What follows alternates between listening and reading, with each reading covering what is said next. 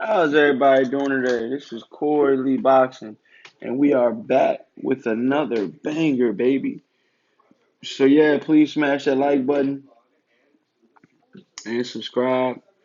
And yeah, man, we're gonna talk this boxing, man. I want to talk first, man, about Danny Swift Garcia's fight coming up with Ivan Redkach.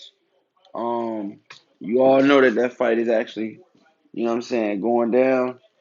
But I'm telling you guys right now, man, a lot of people are saying shit about Danny Swift Garcia, and I don't think he's any tune up. I think I think he can possibly be the toughest fight to date against Errol Spence Jr. possibly when they fight. And who's to say that Errol Spence is going to be the same fighter after that horrific, car crash he was in?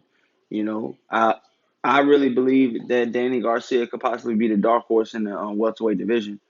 Being that he lost two very disputed, close decisions to two world champions in Sean Porter and Keith Thurman. You know, some say Sean Porter, might have pulled it out against Earl Spence. Some say that Danny Garcia pulled it out against Sean Porter. So it's like for people to say that Earl Spence is leaps and bounds ahead of all of these other welterweights, I just don't see it. I'm not hating on Earl Spence, but I think the competition is there and it's right in front of him, and I think that Earl Spence could possibly get beat. You know what I'm saying? He's a very talented fighter, but I feel like once you know peel back the layers and stuff like that, Danny Garcia isn't going out drinking every single night. I'm not saying that Earl Spence is, but Earl Spence has definitely put a little bit more wear and tear on his body, in my personal opinion, from the drinking.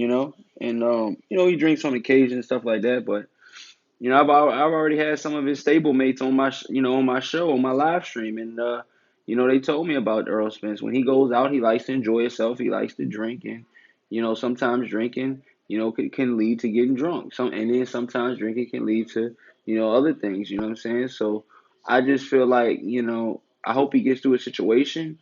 But to eliminate Danny Garcia from not even having a chance to beat Earl Spence is complete ludicrous.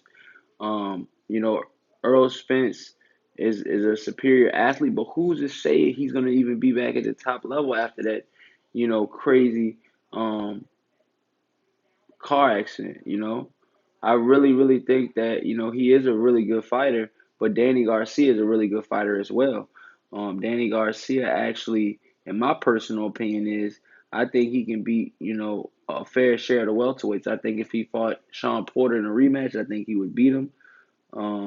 I think if he fought Keith Thurman in a rematch, I think he'll probably beat him.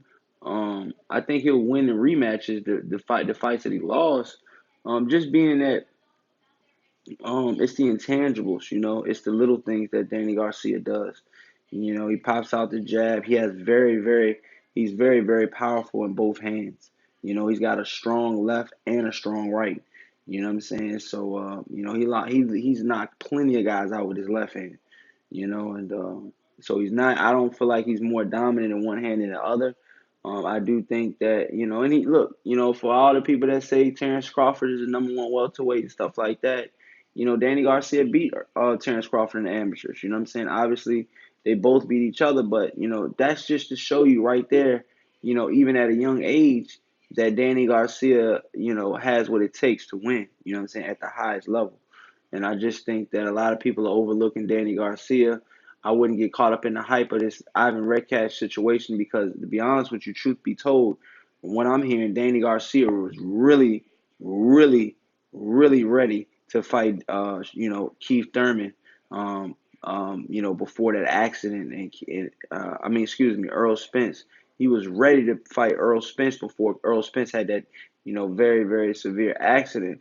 And had to push the dates back and stuff like that. But I think after January, you see, Danny Garcia do his thing in the Barclays, and and show you guys why he's number one. I think a lot of you guys will understand that Danny Garcia, is here to stay in the welterweight division.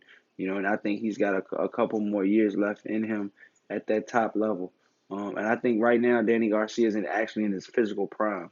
I think that I really think that Danny Garcia can get the job done against the likes of Errol Spence.